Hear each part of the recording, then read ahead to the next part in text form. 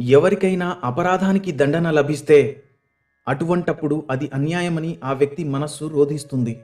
తను ఆ అపరాధం చేసినప్పుడు తన ఆలోచనలు భిన్నంగా ఉండేవని ఆ మనసు కనిపించవచ్చు. అపరాధం జరిగాక ఆ వ్యక్తి దానికి పశ్చాత్తాపం చెందాడు. తన ఆలోచనల్లో పరివర్తన వచ్చింది.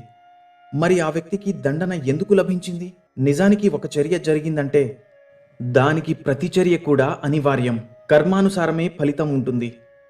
ఇంకొకరికి ప్రేమ పంచితే సుఖం ప్రాప్తిస్తుంది. ఇంకొకరిని హత్య చేస్తే మృత్యుదండన లభిస్తుంది. చేసిన కార్యాన్ని బట్టే న్యాయం కూడా. అయితే మరి ప్రాయశ్చిత్తానికి పశ్చాత్తాపానికి విలువే లేదంటారా? ఉంది. ఖచ్చితంగా విలువ ఉంది.